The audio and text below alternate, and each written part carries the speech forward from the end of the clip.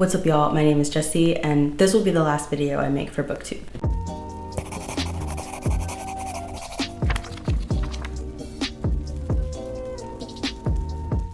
This will be the very last video I make for this booktube channel before I go into the witness protection program. It is an understatement to say that this book is beloved. Over 1 million people have marked it as read on Goodreads, and the average star rating is over 4.2, which is absolutely astounding for a book that has been so widely read. When I started on booktube, this book was everybody's cream and butter. While it didn't particularly call to me, I wanted to read it so that I could understand what the hype was about. In this video, I'm going to be talking about The 7 Husbands of Evelyn Hugo, what it's about, how it achieved its cult status, its impact in the book community, as well as the problematic elements within its pages. Alright, so if you have been living in a pineapple under the sea and you're not familiar with The 7 Husbands of Evelyn Hugo, this is arguably Taylor Jenkins Reid's biggest, most sensational work. Evelyn Hugo is the brightest star of the old Hollywood era and famously known for having taken 7 husbands. But other than that, people know very little about her. And so Monique jumps at the chance to interview this amazingly secluded actress while also wondering why her. So my personal journey with this novel. Personally, when I started Evelyn Hugo, it wasn't until about 100 pages away from the conclusion that I started to get into this book.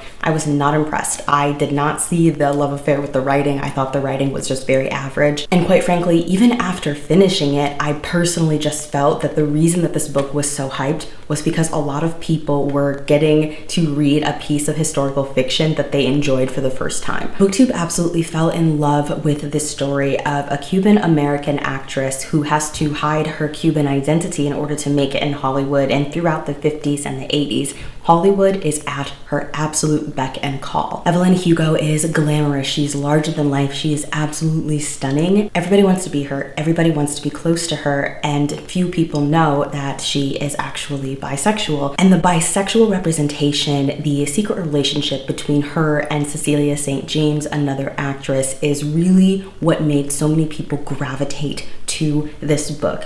But we also have to talk about the optics of how other brown queers were treated within this text. It's really interesting because when I read the book, I was very excited about it. And by the end of the book, I finally understood the hype, because I'm not gonna lie, during the reading experience, I was like, y'all are bugging. This book is not as phenomenal as y'all are making it out to be. Then by the end of the book, I really did start to see where the love was coming from, and I fell in love with it myself. And in 2018, I rated it 5 out of 5 stars. But throughout the years, there has been something about this book that has made me increasingly uncomfortable. You may have noticed that in recent years, I really have not talked about this book. I have not put this book on a single recommendations list, and personally, I've never been able to pinpoint exactly why. Only that as Taylor Jenkins Reid continues to come out with more books and I continue reading her books, there's something about her work that makes me uncomfortable. I also have kind of felt everybody and their mom is recommending The 7 Husbands of Evelyn Hugo, so I don't have to. I can focus on other sapphic books that are not so well known, and I like doing that if I'm able to. And there are 2 things that solidified my realization that Taylor Jenkins Reid has some work to do in how she depicts characters of color. The first was reading Malibu Rising and then also seeing that abomination of a synopsis released for Carrie Soto. And the second was a review that I recently saw on Instagram from the Black Girl That Reads, and it just made everything click into place. In order for me to really get into the nitty and the gritty of my issues with The 7 Husbands of Evelyn Hugo, you will have to sit through some spoilers. So if you have not read this book yet and you don't want to be spoiled, I suggest that you click off of this video right now. I don't know why I was still lifting that book when I already have to carry my drama every day. Let's talk about this Instagram review first. Now, I want to make it clear that this is far from the only review that I have seen critiquing the way that Taylor Jenkins Reid approaches race. Essentially, the reviewer says, hey, are we not going to talk about the fact that Evelyn Hugo left a black queer man on the side of the road dead? And once I read that, I was like, oh, that's it.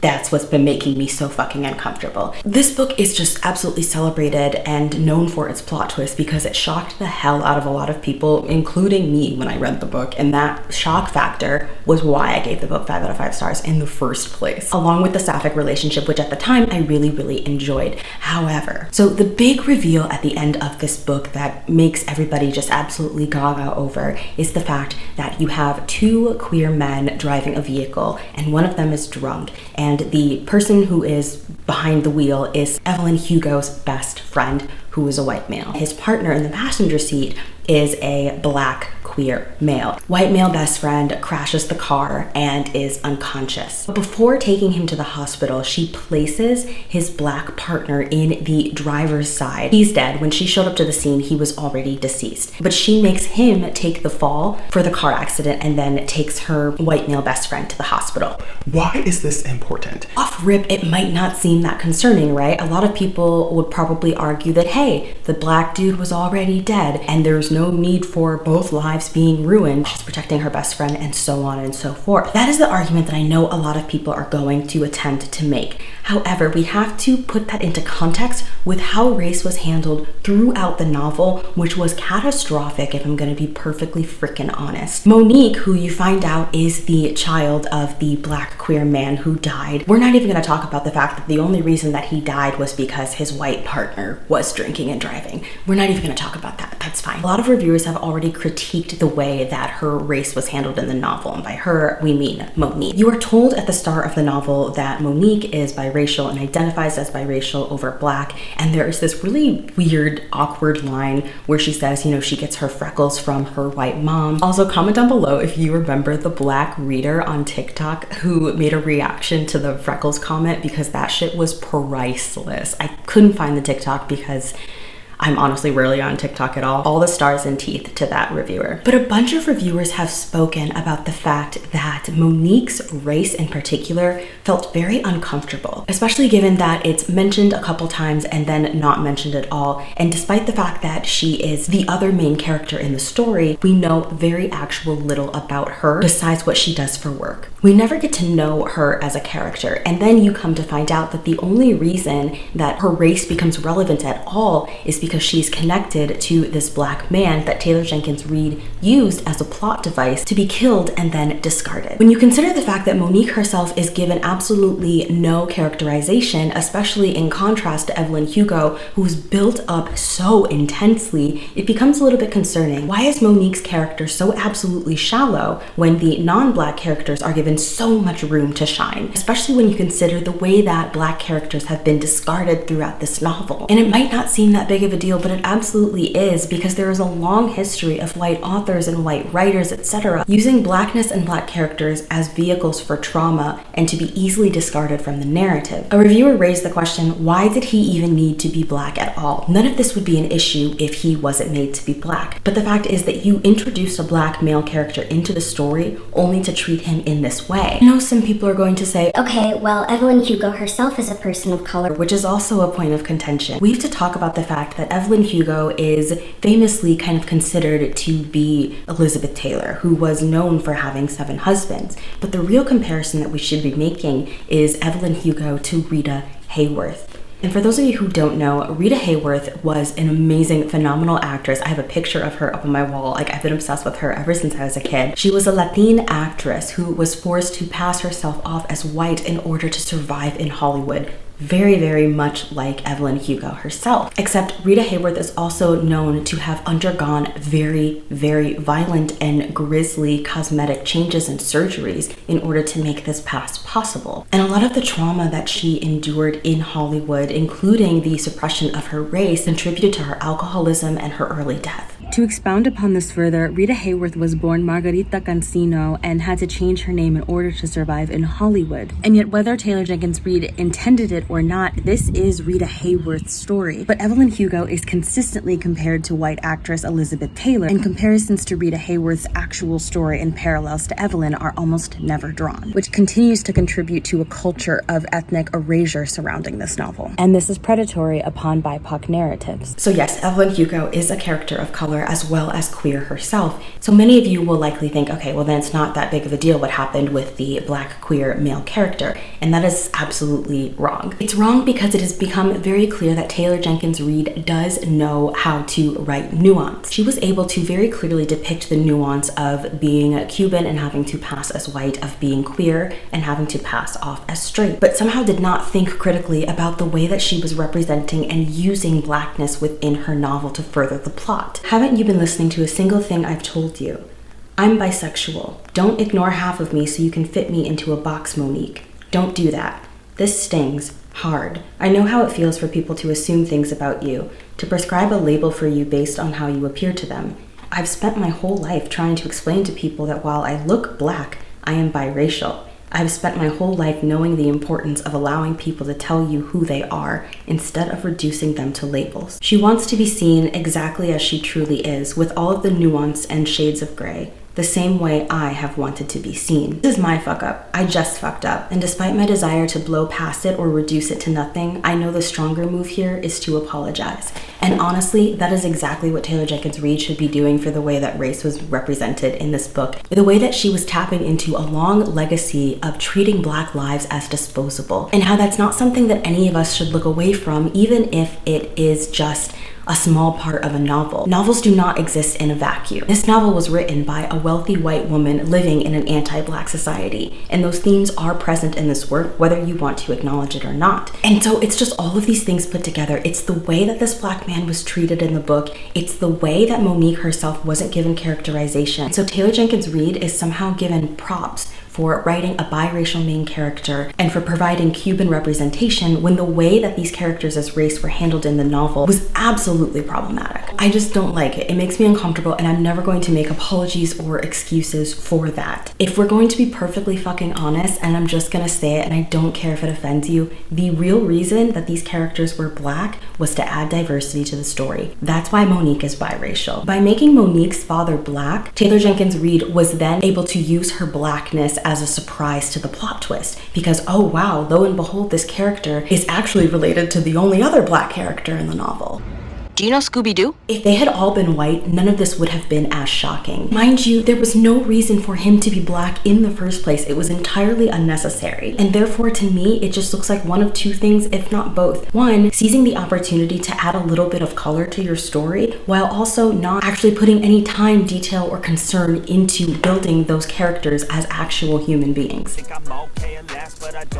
Sorry, I had to have a little dance party. This was one thing about the book that I couldn't put my finger on, but I knew it made me uncomfortable. But I was like, okay, you know what? It's fine. We're gonna move forward. But then when I was reading Malibu Rising, which is one of the whitest books that I've ever read. And I have said it before, I have absolutely no problem reading books where everybody is white. I have no problem with an all-white cast of characters, especially if the book is set in Malibu and we are following really, really spoiled, privileged people. Yeah, okay, cool. Make that shit all white. Do you. There's nothing problematic about that, in my opinion. But I remember while reading Malibu Rising, which is one of the worst books I've ever read, like a crime, there was this line that really, really irritated me. And it was this random throwaway line about white privilege. And I was like, oh hell no. You are not about to put one line, a single sentence in this book that is centering white wealth lavishly and get social justice points for that. I did not like that line. That did not need to be in there. Either you make a point to address white privilege throughout your work, or you don't address it at all. You do not get to throw a sentence in there, sprinkle that shit like Salt Bae, and get points for it. That made me uncomfortable. I didn't like it, but again, it wasn't the end of the world. It was just something that made me be like, Taylor, it's not the move. And then the synopsis for Carrie Soto came out,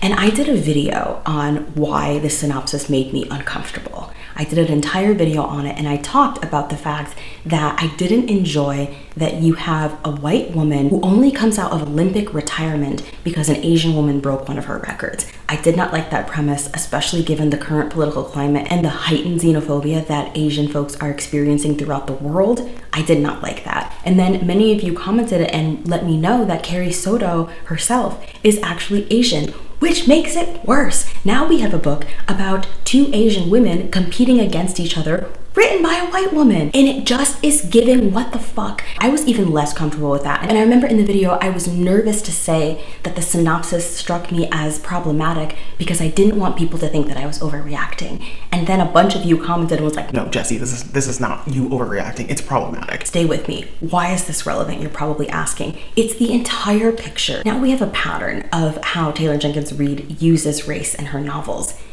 to make very specific points, and I don't like it. I don't like it at all. It makes me very uncomfortable. I find it troubling and problematic. Now, the whole reason that I'm making this video isn't to drag Evelyn Hugo. It's not to drag Taylor Jenkins Reid. It is really to just point these things out, because that is literally the only way she's going to improve as an author if She's able to hear out criticisms from BIPOC reviewers so that she knows what to avoid in the future. And when we think about these authors who now are just at the point where nobody wants to read their books, a big part of the reason that they got that way is because they weren't being called out way back when, or rather because their call outs weren't listened to. And that's how you get J.K. Rowling. Because we all saw the problems with J.K. Rowling for years, for so many years, and she just kept getting past it.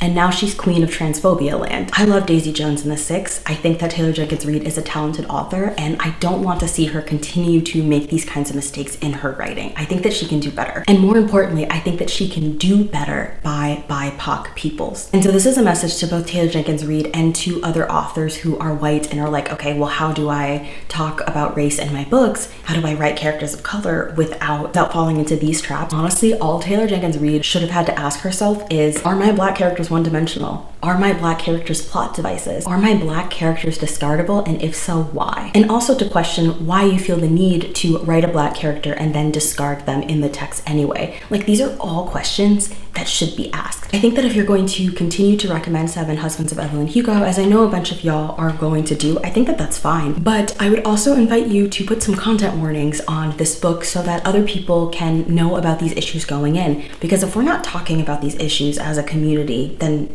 no one's going to know about them. And what we don't want to do is create an atmosphere of silence and excuse just so that we can love our favorite books without any awareness. We can do better than that. There's something very uncomfortable to me about a white author using women of color against each other for purposes of competition, about using a black queer man as a plot twist and killing him off and treating him like garbage. It's just not giving. Those of you who loved The Seven Husbands of Evelyn Hugo, may I propose Sarah Waters' books. Sarah Waters is a queer author who writes historical fiction that is sapphic, and it is absolutely amazing. It is 10 times more phenomenal than The Seven Husbands of Evelyn Hugo, and I've been saying this for well over a year now. The book that I highly recommend you start with is Tipping the Velvet. It features performers just like The Seven Husbands of Evelyn Hugo. It features closeted queer characters. However, they have an underground queer society. There is sex work. There is a lot of queer sex. The writing is 10 times better, and the bonus part is no black people die at the end. That's gonna do it for this video. If you want more content from me, I do have a Patreon where I make exclusive content for my patrons. For my patrons this month, I am releasing an exclusive video on unpopular books that I want to read. We're going to be watching Mean Girls for our movie party, and for our patron book club, we're going to be reading Emily X.R. Pan's An Arrow to the Moon. We're just so freaking excited. I also made a video for them where I talk about things that I hate about BookTube if you're interested in more of my tea videos, but all of my rant reviews are going to be linked in the description box below, along with my social media links if you want to stalk me. Stay safe, be good to yourselves, be good to others, don't use black characters' deaths as plot devices, and I'll see you in my next video.